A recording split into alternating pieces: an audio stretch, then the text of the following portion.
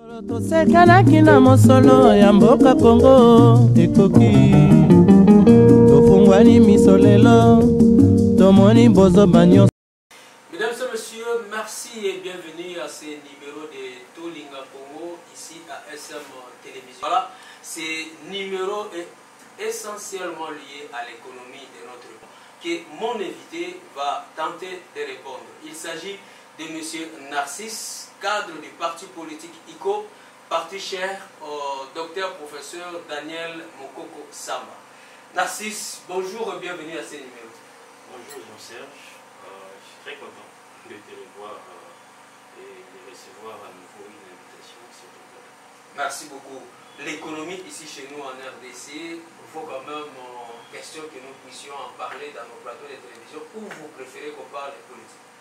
Non, je pense que la politique de toute façon c'est une question qui traite l'ensemble des domaines de la vie de la nation, entre autres l'économie. Donc de temps en temps il est très important qu'on s'accentue sur l'économie, parce que c'est l'économie qui en réalité les moteurs du développement d'un État.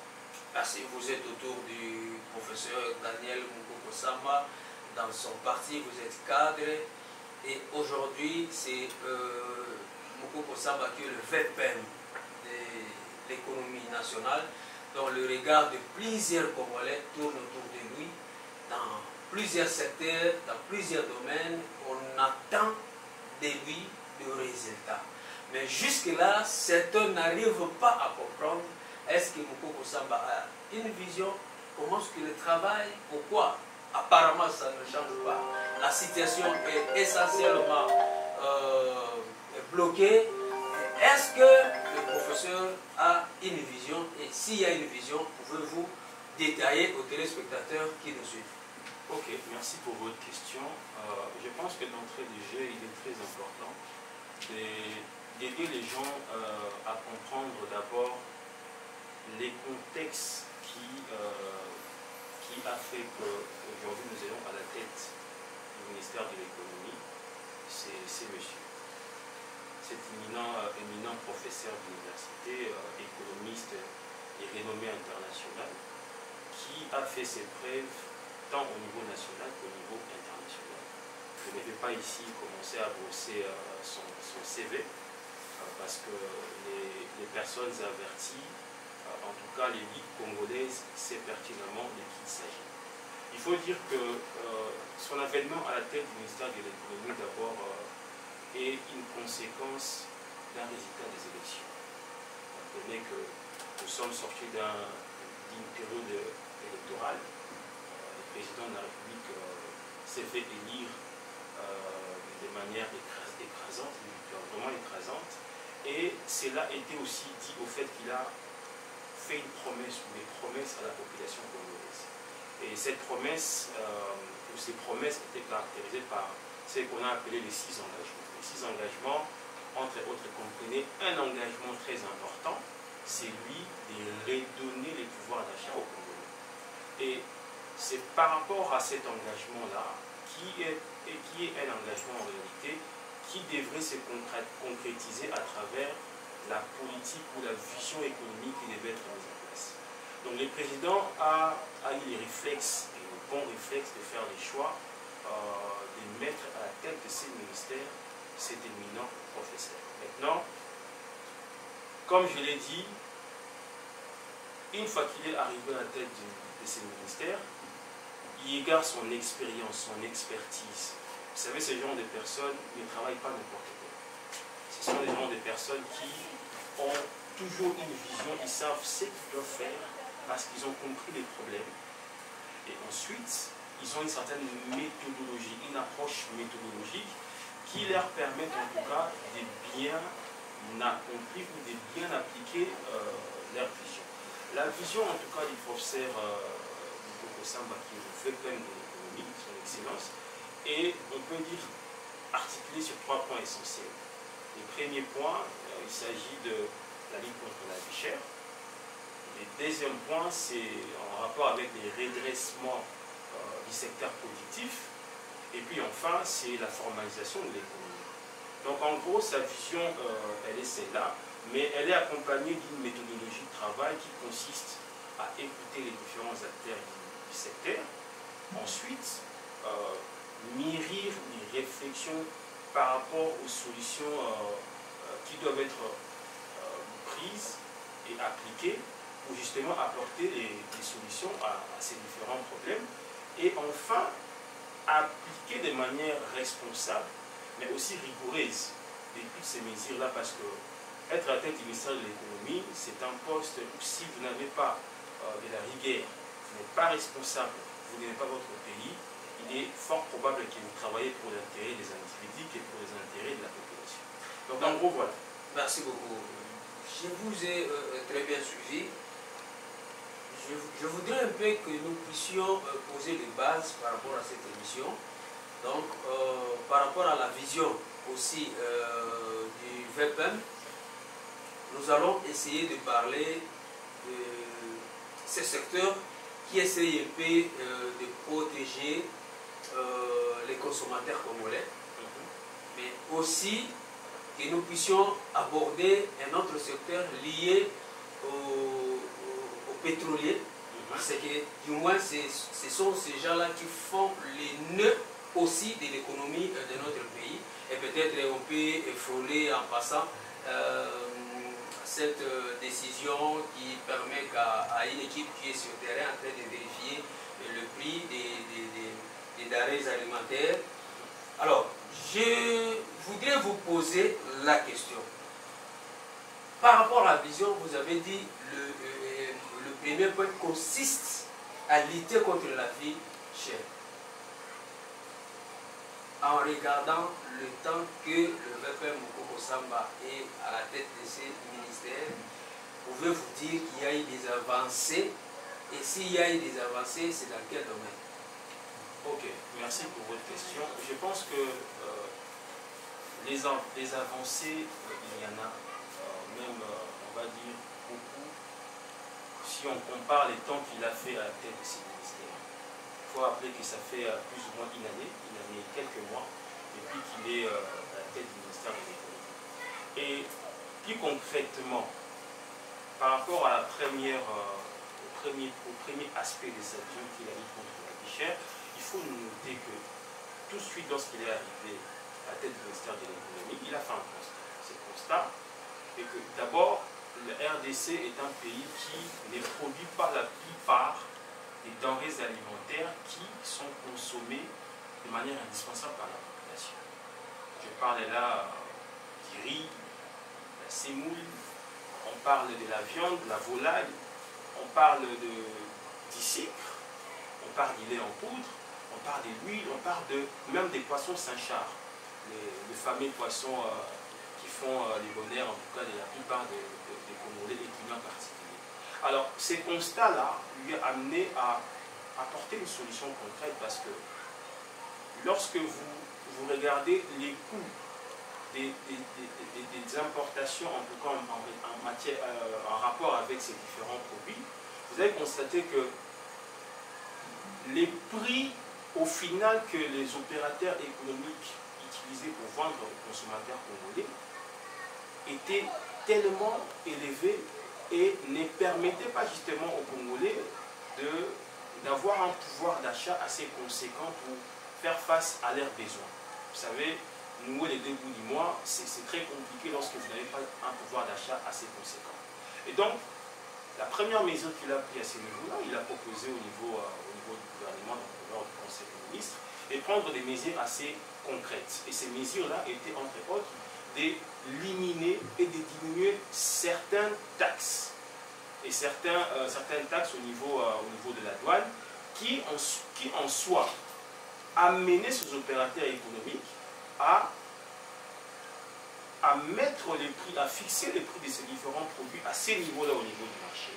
Et le fait que le Conseil des ministres a adopté ces différentes mesures et le Premier ministre a pris même un décret, je crois qu'il est intervenu vers la fin de l'année 2024, et lequel décret a consacré en tout cas l'élimination et la baisse de certaines taxes au niveau de la douane, et qui a permis justement que nous ayons des résultats probants, entre autres. Vous avez 9 produits qui viens de vous citer, les sucres, les riz, les sémoules, l'huile, les Saint-Char. Tenez par exemple les Saint-Char a connu une baisse des prix de plus ou moins $10 les cartons. Ça, ce sont des résultats concrets. Aujourd'hui, si vous allez au niveau questionner les moments commerçants qui vendent les poissons Saint-Char, ils vous diront qu'aujourd'hui, comparément avant que Moukoko arrive à la tête du ministère de l'économie et maintenant, nous avons pu économiser par carton l'équivalent de plus ou moins $10. Je pourrais aller beaucoup plus loin, mais c'est un exemple concret pour justement vous dire que ça, c'est un résultat concret et probant par rapport aux mesures qu'il a s'y mettre en place très rapidement pour répondre à la première aspect de sa vision. Je pourrais également citer la baisse du prix du carburant à la pompe. Aujourd'hui, nous achetons les carburants à quoi? À combien? À 2800, 2900, selon que vous achetez les gasoils ou bien l'essence. Mais avant qu'il arrive à la tête du ministère de l'économie, les carburants coûtaient plus ou moins 400 francs de plus que les prix actuels. Donc, ça, ce sont des mesures concrètes parce que vous êtes sans ignorer que les prix du carburant influent également sur les prix de produits de consommation au niveau du marché. Parce que lorsque vous importez, les marchandises arrivent au niveau du port, il faut les faire quitter du port vers les centres de consommation. Et il y a un coût de transport qu'il faudrait payer à ce niveau-là. Et lorsque le prix du carburant est très élevé, les importateurs ou les opérateurs économiques prennent en compte également cette dépense-là au niveau du coût de la structure du prix du produit. Donc, des exemples concrets en moins d'une année qui illustrent bien la concrétisation du premier aspect de sa vision.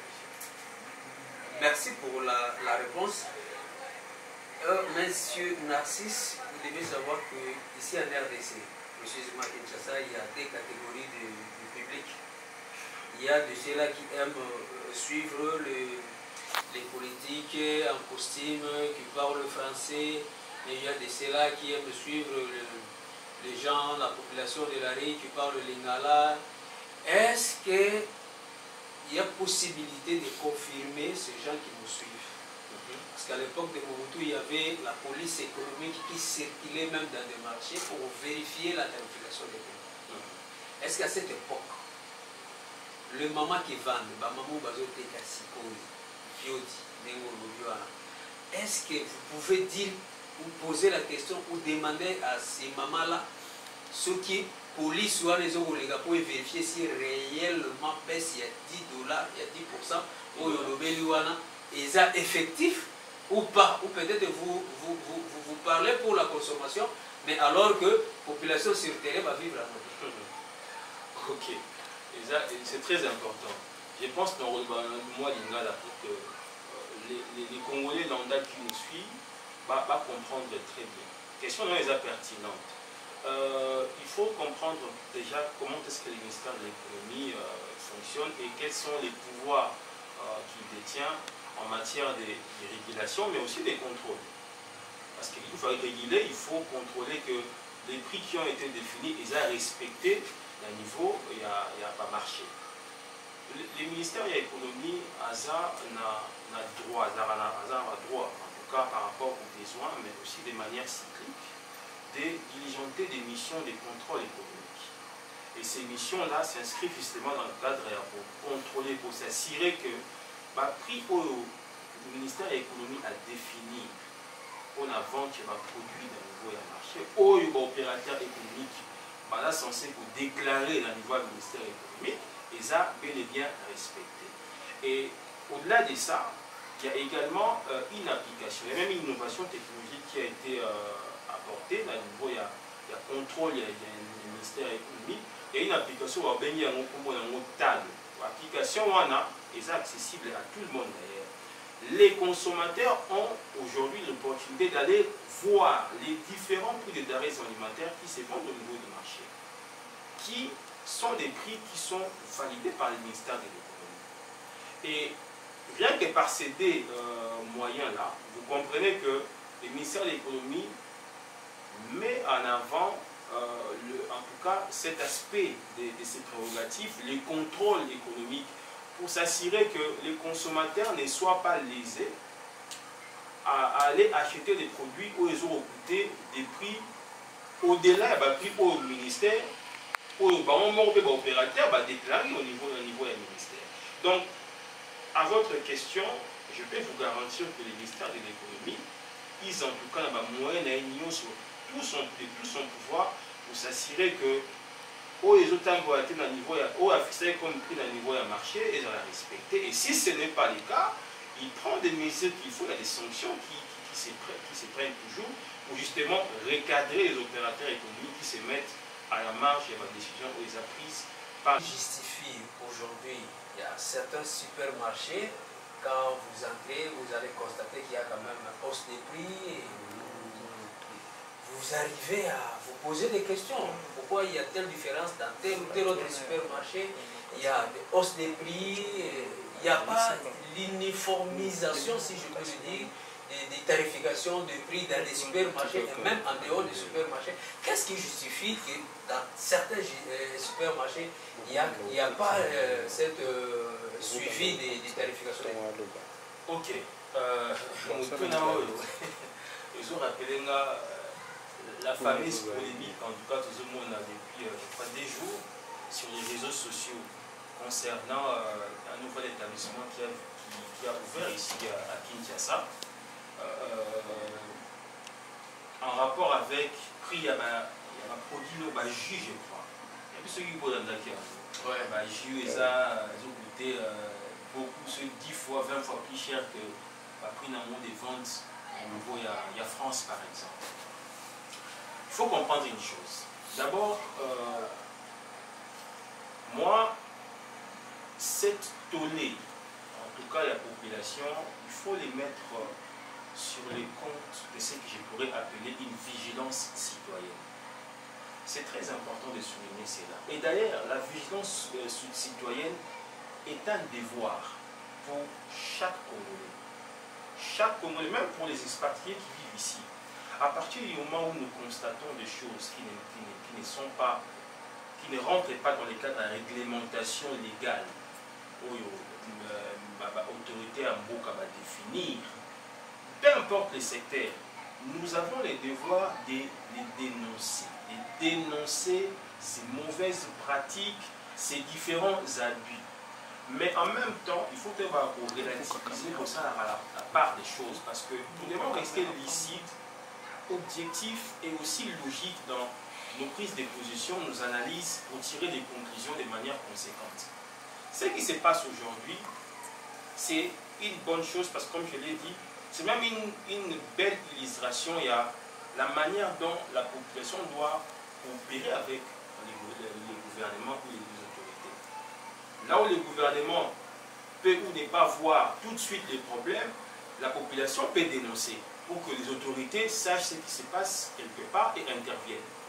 Mais maintenant, le problème qui est posé ici, c'est quoi? On semble généraliser un problème qu'on a constaté dans un établissement. Mais lorsqu'on regarde, je vous démontrerai même d'aller voir les rapports de la Banque mondiale sur l'état, les niveaux, on va dire, la santé économique de notre pays. Il faut noter que, je crois, les 4 dernières années, les rapports de la Banque mondiale confirment que les niveaux, on a une stabilité économique que le pays connaît. Et cette stabilité s'illustre à travers une maîtrise au niveau, il y a taux d'échange, au niveau monétaire. Vous allez comprendre que depuis que le gouvernement, Soumina est arrivé au pouvoir, on note, au-delà des stabilités économiques que la Banque mondiale, dont la Banque mondiale met en avant les 4 dernières années, si je ne me trompe pas, vous allez surtout constater que cela est caractérisé par d'abord la stabilité du taux d'échange et même la réduction de la volatilité monétaire. Ça, c'est la première chose. Deuxièmement, vous avez également la stabilité des prix des denrées, des premières nécessités, de certains denrées en tout cas, grâce aux interventions ciblées du ministère de l'économie. Et enfin, vous avez également la réduction des prix du carburant qui joue aussi un rôle important pour éviter à ce qu'il y ait, on va dire, une flambée de l'inflation au niveau du marché. Donc, vous avez là des données qui sont vérifiables, qui ont été émises en tout cas par une institution crédible et indépendante comme la Banque mondiale. Tout ça, c'est pour dire que ce gouvernement fait son travail. Mais maintenant, comme je le disais, ces cas spécifiques d'un établissement ne peut pas nous amener à généraliser les problèmes pour dire que non, à Kinshasa, les prix, la vie coûte maintenant très très cher. Regardez dans les supermarchés, tel produit qui est vendu à autant dans tel pays coûte autant, 20 fois plus cher ici au Congo. Pourquoi? Parce que les gens ignorent que la structure du prix, les prix fixés au niveau d'un rayon, en tout cas d'un supermarché, n'est pas un prix qui est juste fixé comme ça au hasard ou par plaisir. C'est un prix qui suit une certaine logique. En matière de fixation des prix, on prend compte d'un écosystème. Cet écosystème-là prend en compte plusieurs paramètres, entre autres les coûts logistiques. Vous savez, comme je le disais, je l'ai dit d'entrée de jeu, le Congo n'est pas un producteur de la plupart des produits que nous consommons ici. Donc on est obligé d'importer ces produits-là. Et les cas échéants, ces produits-là qui défraient en tout cas la chronique au niveau de la toile, est un produit qui est produit en France et qui est importé pour être vendu ici au Congo. Il faut prendre en compte ceci. Les coûts logistiques pour le faire venir jusque sur le territoire national. Ces coûts-là, je donnerai un exemple. Pour ces produits-là, ce sont des coûts des logistiques qui coûtent autour de 7 $. Pour un produit que vous achetez à plus ou moins 2 $ là-bas en France. Je suis un opérateur économique. Comprenez bien la réflexion et pourquoi, vous allez voir à la fin, nous avons des produits qui coûtent beaucoup plus cher ici que dans ces pays-là. 2 $ d'achat, les coûts logistiques me coûtent à peu près 7 $. On est déjà à 7 $ plus ou moins. Arrivé ici, au niveau de nos frontières, il faut payer les droits de la douane. Les droits des douanes au Congo, le Congo c'est un pays qui, parmi les pays qui fait payer un droit de douane le plus élevé au monde. On est autour à peu près de 5 $. Vous ajoutez à cela, vous ajoutez ces 5 $ sur les 7 $, vous êtes déjà à plus ou moins 12 $. Ce n'est pas fini. Vous avez également la fiscalité qu'il faut prendre en compte. Les taxes qu'il faut payer, TVA, les parafiscalités locales également qu'il faut prendre en compte. À cela s'ajoute également la TVA, je dois vous signaler qu'ils sont autour de 14%. À cela s'ajoute également les frais de distribution, les coûts de distribution. C'est-à-dire quand la marchandise est dédouanée au port de Matadi par exemple, ou à l'aéroport d'Ndjili, ou je ne sais pas, n'importe quel aéroport au niveau du pays, il faut prendre ces marchandises dès ces points-là vers les lieux d'entreposage. Il y a un coût aussi à ce niveau-là. Quand vous faites venir vos marchandises par voie routière, de Matadi jusqu'à Kinshasa, il y a un coût. Ces coûts-là rentrent dans les calculs du prix final que cet opérateur économique va vous faire payer. Parce qu'au-delà de tout, c'est un homme d'affaires. Cet homme d'affaires-là doit faire du profit par rapport à son investissement. Il n'est pas là pour vous vendre, vous offrir des choses de manière gratuite. Donc, il y a tout ça qu'il faut prendre en compte et beaucoup de gens ne comprennent pas cet écosystème-là. Et justement, à juste titre, ils se fisquent à dire que pourquoi ça se vend à 2 $ là-bas et à 20 fois plus cher ici au Congo. C'est justement ça la raison. La solution maintenant à ces problèmes-là, papa Jean-Serge, c'est que le jour où notre pays va commencer à produire la plupart des denrées, en tout cas des premières nécessités que nous consommons ici, vous allez constater que nous achèterons plus ou moins au même prix, peut-être même plus bas que ce que les consommateurs français payent pour obtenir ces produits-là. Donc, c'est justement le deuxième aspect de la vision du VPM Mukoko Samba, qui est le redressement du secteur productif, qui va justement amener les pays à promouvoir la production locale. Merci. Je voudrais, avant qu'on puisse tourner la page, rapidement, si vous pouvez répondre à cette question. Donc, comme je vous ai très bien suivi, les importations qui viennent de l'Europe coûtent plus cher que les importations qui viennent de l'Asie et même de l'Amérique centrale. Alors, que fait le ministre pour arriver alors à réajuster le prix afin que le consommateur congolais que nous sommes, que nous puissions nous adapter à acheter que nous puissions acheter au même prix que quelqu'un qui vit en Europe ou que quelqu'un qui vit en Asie ou en Amérique centrale. Ok. Déjà, il faudra juste dire aux gens que tout produit importé ne pourra pas se vendre au même prix qu'il est vendu dans les pays où il a été produit. Ça, c'est très important. Il faut que les gens comprennent. Que ce soit en Asie, que ça vienne de l'Asie, de l'Amérique, de l'Europe, même pour certains pays africains ici. C'est vrai qu'en Afrique, on a quand même des cadres de coopération, des zones de libre-échange qui permettent à ce que qu'il n'y ait pas, qu'on n'impose pas des prix, des droits des douanes sur certains produits venant de certains pays avec lesquels nous sommes dans le même cadre de ces différents accords. Alors, par rapport à votre question, qu'est-ce que le ministère de l'économie fait? Le ministère de l'économie, dans un premier temps, au niveau, parce qu'il faut comprendre aussi la logique ici, nous avons généralement les problèmes d'ordre conjoncturel et des problèmes d'ordre structurel. Les problèmes conjoncturels sont des problèmes qui sont généralement résolus par des mesures urgentes à prendre pour justement arrêter l'hémorragie, pour soulager la population, les consommateurs. Mais il y a également des solutions qui émanent des problèmes structurels. Et justement, à la première catégorie des réponses, c'est que le ministère de l'économie, vous avez vu, je pense qu'il y a même un communiqué du ministère de l'économie. Le même jour où il y a eu ces vents de panique ou des revendications, le ministère de l'économie a diligenté une mission de contrôle économique, pas seulement dans cet établissement-là, mais sur l'ensemble de ces établissements qui œuvrent dans le secteur des supermarchés, en tout cas les supermarchés et les grandes surfaces. Et ce n'est pas des contrôles qui vont s'atteler sur seulement ces produits, mais sur l'ensemble des produits qui sont vendus par ces différents établissements. Parce qu'il faudra signaler aussi aux gens que le ministère de l'économie, dans les cadres du contrôle, est déjà à pied d'œuvre pour ce genre de réclamations. Il ne s'agit pas que des réclamations qui émanent de consommateurs au niveau des grandes surfaces, mais aussi au niveau des secteurs bancaires, par exemple.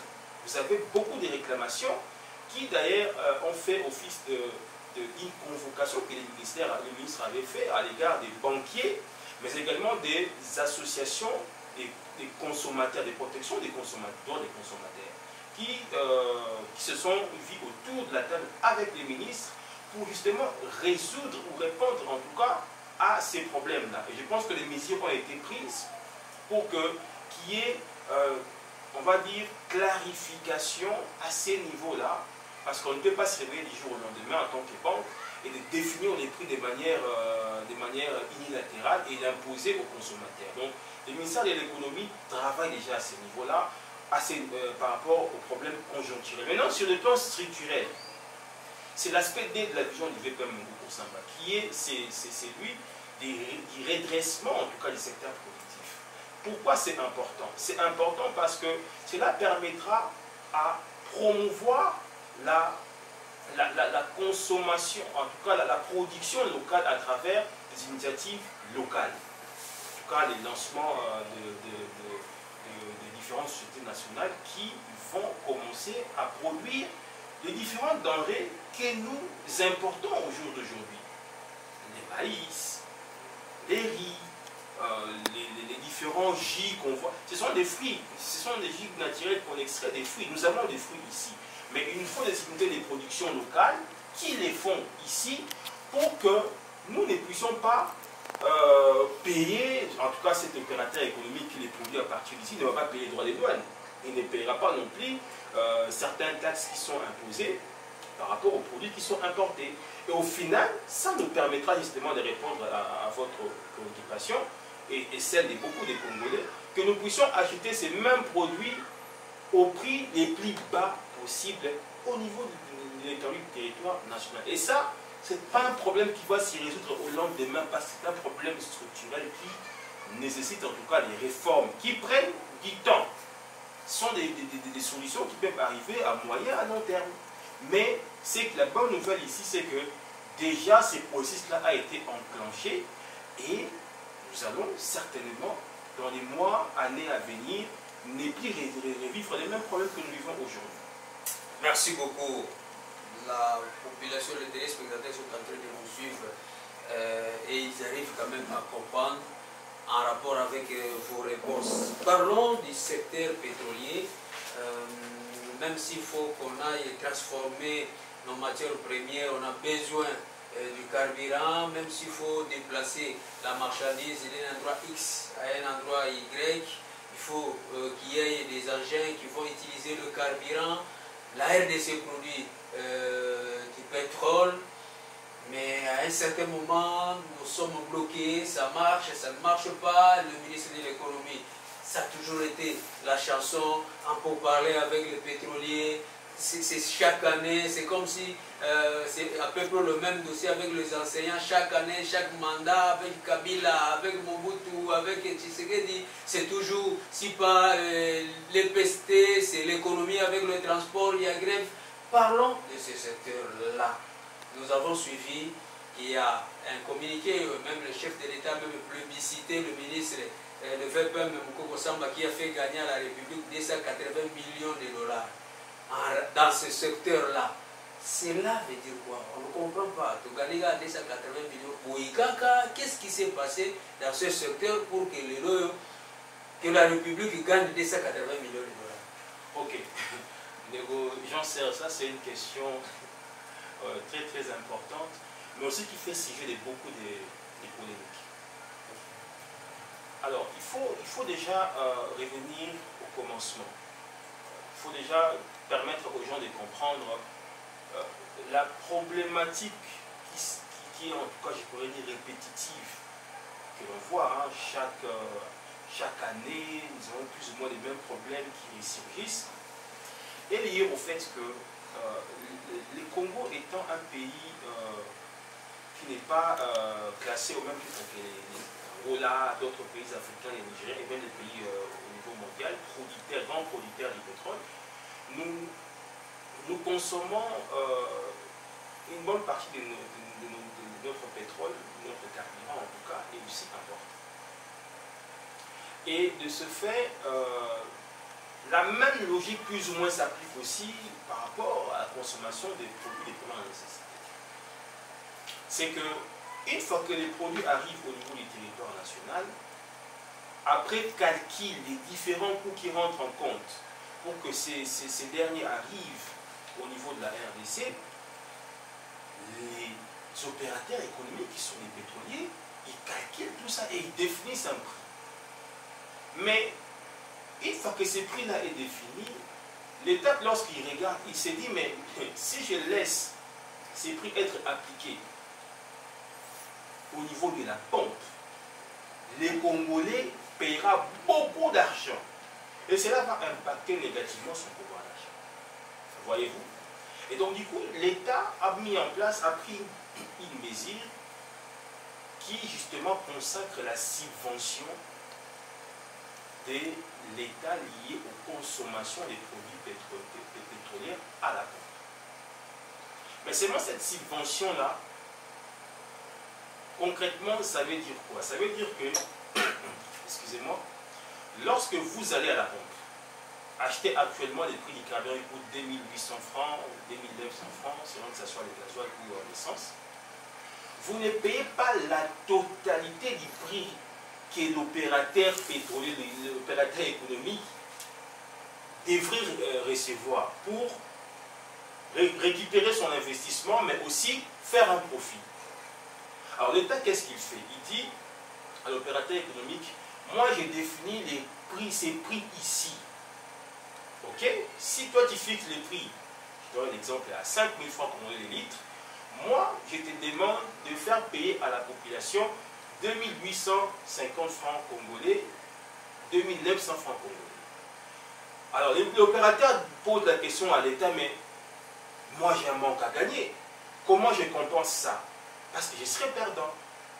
L'État lui dit, ce n'est pas un problème, moi l'État je prends ça en charge. Cette manque-là, cette manque à gagner là, moi l'État, je m'engage à te le payer.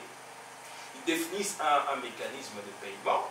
Chaque semestre, l'État évalue avec les opérateurs pétroliers combien de barils, combien de mètres cubes de carburant a été consommé et qui représente le niveau de manque à gagner. Alors, c'est justement à ce niveau-là que l'État perdait plus ou moins 281 millions de dollars chaque année, au titre de paiement de pertes et manque à gagner. Excusez-moi. Et lorsque maintenant le VPM arrive à la tête du ministère de l'économie, après analyse avec son équipe, il se rend compte qu'il y avait une possibilité de revoir le paiement de ces pertes tellement qu'on gagnait à la baisse. Parce que l'État perdait beaucoup d'argent de manière illégale. Je vais m'expliquer rapidement. La subvention est consacrée. Il fallait faire les distinguos entre la consommation domestique, c'est-à-dire ce que la population consomme, et la consommation des sociétés. Et par société, nous voyons aussi les sociétés minières, donc les miniers. Il faut noter qu'au Congo, la partie qui consomme le plus le carburant, c'est la partie sud-est. Cette partie prend en compte Kinshasa, mais également les Katanga et l'Est de la République. Et la consommation mensuelle en carburant, en mètres cubes, au niveau national, tourne autour des 500 000 mètres cubes les mois. Maintenant, imaginez, une grande partie de la consommation était celle liée aux sociétés minières. Comprenez que au lieu que l'État ne paye que les pertes tellement qu'on gagne liées aux consommations domestiques, donc celle de la population, il paye aussi la consommation liée à celle de sociétés minières. Donc du coup, l'État perdait illégalement, on va dire injustement, des millions de dollars inutilement. Juste une parenthèse pour vous relancer. Dans le secteur minier, vous avez plusieurs Indo-Pakistanais qui en sont les responsables des entreprises. Donc l'État congolais, maintenant dans le cadre du manque à gagner, subventionnait aussi ces entreprises-là. Effectivement, subventionner la consommation. Ok. Alors que ça ne devait pas être le cas. Alors, lorsque le VPM arrive après analyse en bon économiste et expert, il s'est dit non, il faut arrêter cette hémorragie ici parce que ça faisait saigner des millions de dollars à l'État. Okay. Il prend des mesures, il rassemble tous ces corps-là avec des experts, tous les acteurs du secteur, il les confronte.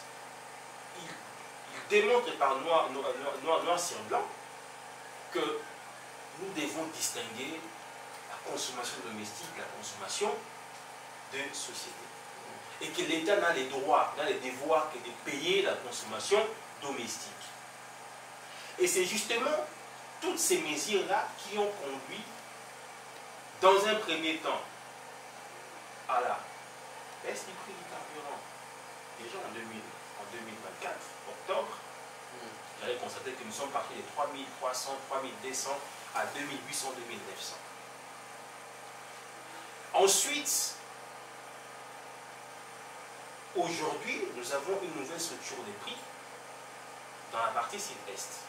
Et cette nouvelle structure des prix, beaucoup de gens se demandent, mais pourquoi il a beaucoup plus intervenu là-bas pour la nouvelle structure des prix que dans notre partie. Mais c'est justement pour arrêter cette hémorragie-là qui consacrait les paiements des subventions de l'État liés à la consommation de sociétés minières. Donc, cette subvention était en train de faire bénéficier les sociétés minières, en quelque sorte. Au lieu de payer l'État, oui. Et il soutirait de l'argent à l'État. Donc, si le président de la République, pour la première fois dans ce pays, a adressé une correspondance via son directeur de cabinet pour remercier le BPM de l'économie, c'est parce qu'il a réussi à arrêter cette hémorragie. Okay. Et qui fait économiser à l'État aujourd'hui plus ou moins 251 millions de dollars par an. C'est énorme. Lorsque vous étalez ça sur 10 ans, c'est combien? C'est des milliards de dollars que l'État a perdu pendant tous ces temps. Aujourd'hui, l'État a remis la main sur ça. Donc il y a quand même des avancées dans les secteurs économiques en RDC. Effectivement, il n'y a pas que ça. Je voudrais peut-être renchérir davantage pour que les gens comprennent très bien. Cette nouvelle structure des prix, d'abord arrête cette hémorragie-là. Et apporte, si vous voulez bien, un impact positif aussi bien au niveau micro et macroéconomique. Au niveau microéconomique, elle consacre la baisse du prix dans la zone sud-est. Aujourd'hui, il y a une baisse de près plus ou moins 125 francs en moyenne dans cette partie-là. Donc les consommateurs de cette partie-là consomment maintenant 125 francs. Les gens disent non, 125 francs c'est peu d'argent. Mais les spécialistes savent que dans les secteurs pétroliers, obtenir ne serait-ce que 30 francs des pétroliers, ce n'est pas facile. Et arriver à 100 francs congolais, 125 francs congolais, c'est une prouesse énorme. À part ça, au niveau toujours microéconomique, ça permet, il n'a pas seulement fait ça, il a aussi relevé les taux d'échange des sociétés pétrolières. Parce que l'autre aspect qui justifiait que l'État paye davantage les pertes en manque à gagner, et ça consistant, était aussi parce que les taux des pétroliers étaient très bas par rapport au taux normal. Donc il fallait aussi compenser ça. Donc le VPM a aussi, dans la nouvelle structure des prix, relevé les taux. Les taux, en tout cas, les choses au niveau des sociétés pétrolières, qui fait qu'aujourd'hui, ces sociétés pétrolières-là vont voir leur trésorerie se renflouer davantage, s'accroître davantage. C'est-à-dire plus d'argent, plus de capacités d'acheter plus de pétrole et épargner à l'État, au pays, cette histoire de pénurie des carburants qu'on a connue dans le passé. Rappelez-vous, on a toujours connu. Voilà, on a toujours connu où on a des longues files, oui, des voitures dans les stations de service. Il y a même des gens qui ont dormi dans les stations de service pour espérer attraper les 2, 3, 4 jours, je sais. Voilà. Donc, au niveau microéconomique, ce sont des acquis. Et au niveau macroéconomique, le fait qu'il a arrêté cette hémorragie-là, ça permet au budget de l'État, dans la rubrique paiement des pertes et manques à gagner aux sociétés pétrolières, l'État économise, et cet argent peut être orienté dans d'autres besoins au niveau social. Mais aussi, il y a ce qu'on appelle une ligne budgétaire qui a été créée d'efforts économiques. Parce que plus l'État maintenant économise, au niveau du ministère de l'économie, le ministère de l'économie peut soutenir les budgets de l'État pour certains besoins liés au social, aux infrastructures, entre autres, pour aussi équilibrer en tout cas les conditions de travail, d'opérationnalité des sociétés pétrolières, comparément, parce qu'au niveau ouest, le Congo central, il y a beaucoup d'infrastructures pétrolières qui permettent à ce que l'opérationnalité des activités là-bas soit efficace, contrairement à la partie est. Donc le BPM a trouvé utile cet argent qui sera économisé, va aussi financer les projets de construction des infrastructures pétrolières pour augmenter l'aspect opérationnel des sociétés pétrolières dans cette partie de la République. Vous voyez, donc tout ça, c'est des mécanismes, des mesures qui ont été prises justement pour faire en sorte que l'économie congolaise, dans cette partie-là, se comporte le mieux possible. Question de curiosité rapidement, vous allez répondre aussi rapidement. Il y a tarification de prix qui diffère de Kinshasa, du parti Est et Ouest. Ici, il y a 2000, parce qu'il y a un certain moment, on vous parle de 10 000 à l'Est, de 5 000, de 8 000 par litre à l'Est de la République. Il y a une différence de tarification. Oui, il y a une différence de tarification parce que le Congo, c'est un pays continent. Ouais, c'est un pays continent. Donc, lorsque les conditions d'importation, je ne suis pas expert en économie, je suis un Congolais qui suit quand même les fonctions de ce qui se passe au niveau du ministère de l'économie dans son ensemble. vous allez comprendre que simplement, vous comprenez que par cette réalité-là, déjà au niveau les caractères vastes du pays, fait en sorte que les conditions d'importation carburant de chaque zone est différente. Donc ce qui peut aussi justifier le fait que... Mais il y a beaucoup d'autres raisons, hein, d'autres raisons. Des experts, je pense que le ministère de l'économie a des conseillers assez spécifiques dans ces différentes matières-là. Le moment venu, peut-être que même vous êtes journaliste, hein, vous pouvez quand même solliciter l'intervention de ces différents experts-là pour apporter une explication assez concrète par rapport à cette question qui est purement technique. Mais il y a possibilité qu'on puisse harmoniser le prix dans les jours à venir, Est, Ouest et Nord-Sud. Je ne saurais pas répondre par oui ou par non. Je pense que ce sont des questions, comme je l'ai dit, évidemment techniques. Et il y a des personnes mieux appropriées pour répondre à cela. Mais si vous voulez bien, je ferai mes recherches. Dans la prochaine émission, lorsque vous m'inviterez, si on aborde cette question-là, je pourrais vous apporter des réponses assez appropriées par rapport à ça. Alors, puisque l'État était en train de subventionner les secteurs pétroliers dans le secteur minier, même dans d'autres secteurs, que gagne l'État congolais du côté fisc? Est-ce qu'il arrive quand même à gagner quelque chose ou il y a alors maintenant une compensation qu'il y a entre l'État, les gouvernements congolais et les privés dans le secteur pétrolier? Au lieu de payer vos impôts, au lieu de payer les taxes, bon voilà, puisque nous déjà on vous subventionne, bon ça suffit, vous vous arrêtez là. L'État congolais arrive quand même à gagner quelque chose du côté fiscalité. La nouvelle structure des prix sur la partie sud-est, c'est justement aussi permettre à l'État de remettre la main sur le fait de recouvrir en tout cas son droit de récolter ou de faire payer des taxes aux sociétés qui travaillent dans le secteur pétrolier. Parce qu'avant, comme vous pouvez bien le constater, le fait que l'État ne permettait pas à ce société-là de faire payer au public, en tout cas à la population, les prix réels du carburant, mais aussi le fait qu'il y a eu, on va dire, un nettoyage qui a été fait pour justement dissocier, marquer une différence entre la consommation domestique et la consommation de société.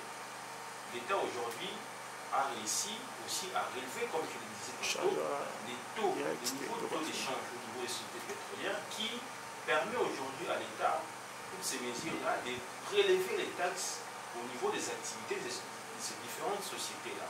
Donc, en gros, l'État aujourd'hui peut à nouveau jouir en tout cas de ses droits liés au paiement des différentes taxes des différentes sociétés-là pour renflouer la caisse en tout cas de l'État, le budget de l'État, pour éventuellement faire face à d'autres besoins au niveau du pays. Monsieur Narcisse, donc la subvention, du moins à la consommation domestique, là, je crois, c'est tout à fait normal. Tandis que la subvention, surtout beaucoup plus dans les secteurs miniers, avec les entreprises minières, c'est là aussi que le VPM a beaucoup plus travaillé pour faire bénéficier à l'État congolais assez des sommes d'argent. J'accepte aussi, avec la réponse que vous avez donnée concernant le fisc, donc en quelque sorte, l'État arrive quand même à gagner quelque chose. Je voudrais un peu poser la question en rapport avec un communiqué de la Banque mondiale qui demande à l'État congolais de supprimer la subvention dans le secteur pétrolier. Est-ce que l'État congolais est prêt à supprimer cette subvention? Si oui, quand et comment? Et sinon, pourquoi? Ok. Il faut dire que on a aussi vu, dernièrement, il y a eu beaucoup de spéculations et de polémiques, de vidéos, il faut dire à caractère très sensationnel. Dommage que dans ce pays, nous avons certains acteurs, certains compatriotes qui ne respirent que ou ne vivent que par le fait de vouloir nuire les actions, les efforts entrepris par les gouvernements pour des fins, en tout cas politiciennes, qui n'aident pas les pays en soi. Ces fameux rapports de la Banque mondiale qui demandent à l'État de supprimer la subvention liée justement à la consommation du pétrole, des produits pétroliers, c'est un rapport qui existe. Mais il faut comprendre aussi une chose. La Banque mondiale est une structure internationale qui, je pense, a pour vocation en tout cas d'accompagner les pays membres, en tout cas qui sont en voie de développement, pour en tout cas l'avènement de leur développement. Voyez-vous? Et cet accompagnement s'est fait à travers une mission qui est celle d'apporter à la fois de financer des projets à travers des dons, de donner des crédits, des prêts en tout cas à ces différents États pour justement mettre en place des politiques publiques qui permettent à ce que l'économie de leur pays puisse avancer. Mais aussi, c'est à travers des conseils. Et justement, c'est dans ces cadres-là que la Banque mondiale donne ses orientations au niveau du gouvernement. Mais il faut noter aussi que chaque État est souverain de prendre des décisions qu'il trouve pertinentes, utiles pour le bien-être de sa population et de son économie. Et à ce titre-là, le gouvernement ne rejette pas les recommandations de la Banque mondiale, mais lorsqu'il l'analyse, parce que n'oubliez pas que nous avons à la tête du ministère de l'économie, et même au sein du gouvernement, des experts économistes. Lorsqu'un problème est posé, une recommandation c'est comme un conseil. Un conseil c'est à prendre ou à laisser. Mais il faut analyser les conseils donnés et les confronter aux réalités. Chaque pays a son contexte social et économique. Chaque pays a ses problèmes et les recommandations qui peuvent marcher en France, je dirais au Sénégal, ou je ne sais pas, au Burkina Faso, ne vont forcément pas marcher au Congo parce que nous n'avons pas les mêmes réalités. Et à ce titre-là, le gouvernement a analysé ces rapports-là et a trouvé que ce n'était pas le moment d'appliquer cette recommandation, supprimer la subvention. Parce que nous devons apprendre de nos erreurs. Dans le passé, lorsqu'il n'y avait pas ces subventions, la population payait les prix chers.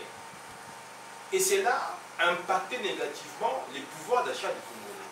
Le gouvernement s'est dit ne pas être en mesure actuellement, au regard du contexte, d'appliquer cela. N'oubliez pas qu'aujourd'hui, nous avons déjà notre pays est sous agression. Et malgré cette agression, grâce justement à l'expertise du ministère de l'économie à travers le gouvernement du Congo Samba et de tous ces gens qui l'accompagnent, le pays tient bon quand même. Alors, dans ces contextes-là, par exemple, si vous voulez appliquer une telle mesure, nous n'allons pas très loin. Regardons autour de nous les cas de l'Angola, les cas du Congo-Brazza. Vous avez vu récemment ce qui se passe là-bas, ce qui s'est passé là-bas. Le Congo-Brazza a connu une pénurie de carburant. Les mêmes problèmes qu'on a connus ici, où on avait des files d'attente, des centaines de mètres, où les gens espéraient aller trouver du carburant, c'est produit au Congo-Brazzaville. On a connu un autre cas plus ou moins similaire au Congo, en Angola, où le gouvernement a appliqué plus ou moins ce que la Banque mondiale est en train de demander au gouvernement, à supprimer la subvention liée à la consommation de carburant. Conséquence, les prix du carburant ont augmenté. Les chauffeurs, les transporteurs sont allés en grève. Et qui devait en payer les prix? C'est la population. La population s'est vue dans une situation où ils ne savaient pas se déplacer. Elle ne savait pas se déplacer par contre. Donc du coup, il y a un soulèvement populaire, des tensions sociales énormes qui a paralysé l'Angola. Voulez-vous que nous puissions tomber dans cette situation-là? nous pensons, moi je pense que ce n'est pas les bons moments. Nous ne sommes pas encore prêts à appliquer une telle mesure. Et je pense que le gouvernement a pris la bonne décision. Aujourd'hui, l'une des choses que la Banque mondiale épingle dans son rapport, c'est le fait que cette subvention profitait à tout le monde. Mais ce problème a déjà été résolu avec la nouvelle structure de prix, qui aujourd'hui marque une nette différence entre la consommation domestique et la consommation des sociétés que l'État aujourd'hui ne subventionne plus. Et l'État prélève des taxes à ces niveaux-là. Donc, ce que la Banque mondiale épingle, aujourd'hui, une partie de ces problèmes a déjà été solutionnée. Donc, je pense qu'il faut que nous restions objectifs, mais il faut qu'on apprenne surtout de nos erreurs du passé et de ce qui se passe autour de nous pour que nous ne puissions pas commettre les mêmes erreurs ou qui vont reproduire les mêmes conséquences. Narcisse, que gagne le docteur professeur Mukoko Samba du fait de prendre 251 millions de dollars et le faire bénéficier à l'État congolais, alors que certains des ministres avant lui, qui sont passés avant lui, et même des ministres dans plusieurs secteurs, nous les connaissons, et sont dans le business. C'est quelque chose qui pouvait revenir chez lui, dans sa poche, parce qu'il n'y a pas de gens qui ont su qu'il y avait quand même un manque à gagner. Lui prend cet argent, il le met dans le trésor public. Qu'est-ce qu'il lui gagne en retour en faisant cela? C'est seulement les Mukongo, comme on le dit. Les Mukongo est honnête, il est descendant de Kassavou, ou alors c'est un homme intègre, honnête, ou peut-être lui, il n'est pas dans des mafias. Cette question, cette réalité, démontre même, brosse même l'homme qui est. Il faut dire que le VPM Mukoko Samba, c'est quelqu'un, moi personnellement, j'ai eu la chance de fréquenter plusieurs dirigeants politiques. Mais c'est un homme qui est très différent dans sa façon d'être, dans sa façon de faire les choses. Mais c'est surtout quelqu'un qui a un sens très élevé du patriotisme et du nationalisme. D'ailleurs, l'idéologie du parti, son parti politique, l'Union congolaise, c'est le nationalisme participatif. C'est quelqu'un qui part du principe que chaque Congolais doit contribuer pour faire en sorte que ce pays se développe, pour que ce pays vive mieux. Ce qu'il est en train de, sa façon de faire et de gérer, il serait bel et bien sa part de contribution en tant que Congolais. Si nous aimons ce pays comme il aime ce pays, nous n'allons pas nous lancer dans les pratiques que nous connaissons tous, où on vous nomme dirigeant d'une telle entité, vous travaillez pour vos propres intérêts, au détriment des intérêts de la nation. Parce que, soyons quand même assez logiques et objectifs, à partir du moment où le pays bénéficie, le pays vit mieux, va mieux, l'économie va mieux, mais nous tous nous en sommes bénéficiaires. Mais par contre, si nous axions la gestion de la chose publique sur le fait que nous devons nous retrouver personnellement, eh bien, nous allons créer que des frustrations, comme c'est le cas aujourd'hui. Parce que la frustration que nous vivons aujourd'hui au sein de l'opinion publique, la population importe, c'est lié à quoi? C'est lié au fait que nous avons des dirigeants dans ces pays qui ont promis des choses et qui ne nous ont pas respectées, qui ont plus servi leurs intérêts que l'intérêt de la population. Lui, il se place en tout cas à la marge de ces différentes pratiques. Il est quelqu'un de très intègre, très honnête, et il est combattu justement parce qu'il ne fait pas le lit du système. C'est quelqu'un qui marque dans sa façon de faire une rupture nette entre les systèmes qui consacrent l'impunité à l'intégrité et à une gestion qui est axée sur l'intérêt général. C'est ça, Mukoko Samba.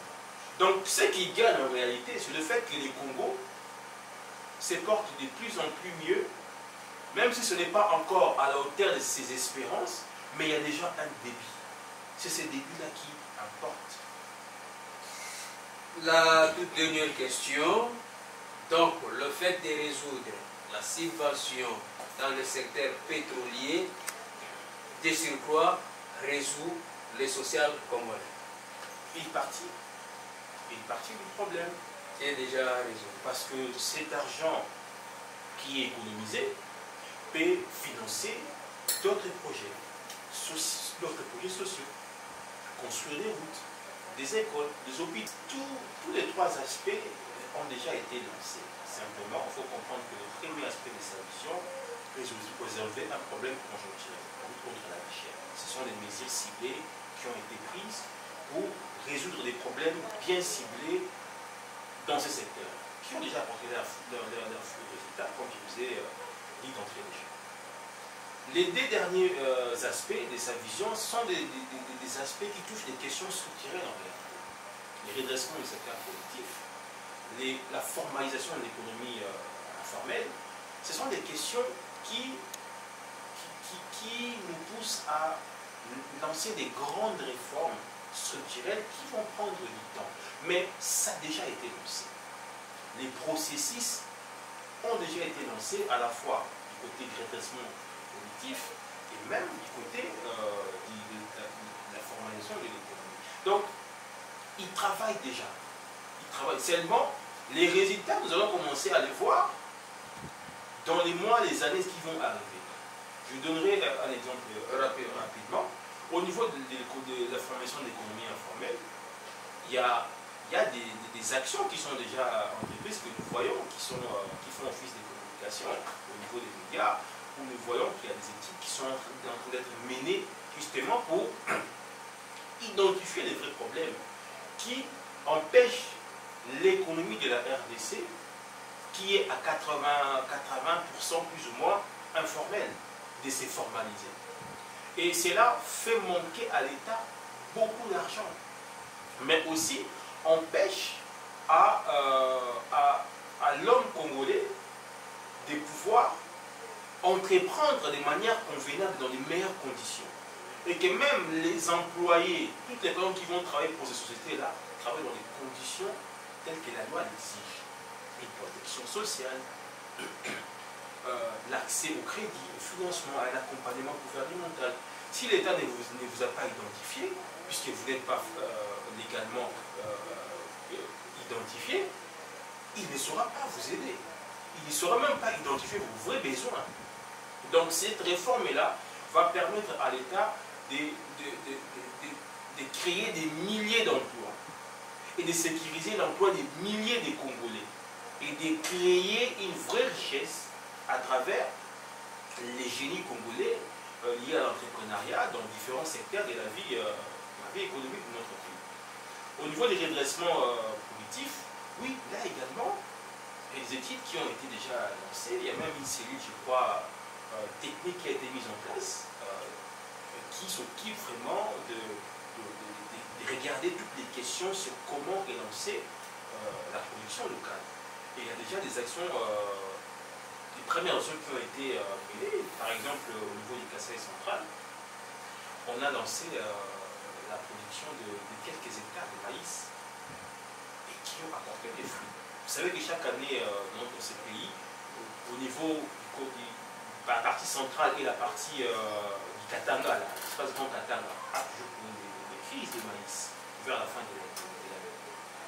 L'année passée, on n'a pas connu cette crise-là. Pourquoi? Parce que dans les cadres du relancement, du redressement des secteurs productifs, les VPM, avec le gouvernorat du Kasaï central, ont expérimenté la production de maïs. Et ça a apporté des résultats. Ces maïs-là qui ont été récoltés, quelques hectares, a nourri les populations de ces coins-là. Et aujourd'hui, les mêmes modèles pourraient être reproduits dans chaque espace équipé, en tout cas, présenter on va dire, les potentiels pour recevoir ce type de sémences. Monsieur Narcisse, cadre du parti politique ICO, du docteur professeur Daniel Mukoko Samba, merci d'avoir accepté l'invitation. Je crois que on se retrouve avec vous prochainement, peut-être pour un autre numéro et une autre session. Ok, je voulais quand même, pour un mot de la fin, si vous le permettez. Rapidement. Oui. Faire un appel quand même à tous les compatriotes par rapport à tout ce qui se passe au niveau du pays, que ce soit au niveau politique, au niveau économique ou je ne sais quel autre aspect de la vie politique. Il faudrait que nous soyons très vigilants parce qu'il y a beaucoup de manipulations. Beaucoup de manipulations parce qu'il y a de ces acteurs concitoyens qui ne veulent pas voir le gouvernement réussir. Pour des raisons, des calculs politiciens, des raisons en tout cas, des motivations politiciennes, et combattent toutes les actions qui sont menées par les gouvernements, en tout cas qui tendent en tout cas à répondre de manière efficace et ciblée aux problèmes qui sont les nôtres. Donc, faisons toujours la part des choses entre ce que nous recevons comme information, aussi bien sur les réseaux sociaux, sur la télévision, une dose d'analyse objective et logique nous permet même de savoir, en tout cas, distinguer les vrais du faux. Mais nous sommes aussi là, nous qui aussi suivons de manière assez profonde l'actualité, pour aider aussi nos compatriotes à savoir identifier toutes ces personnes-là qui n'aident pas les pays, qui n'aident pas les gouvernements. Nous ne disons pas que tout va très bien dans le pays, mais il y a quand même des choses qui sont en train d'être mises en place, qui sont en train d'être faites, qui permet justement au Congolais d'espérer un avenir meilleur dans les mois, années à venir. Merci, nous sommes arrivés à la fin. Comprenez, on vous retrouve demain pour un autre numéro et aussi un autre invité. D'ici là, portez-vous bien et bonne suite.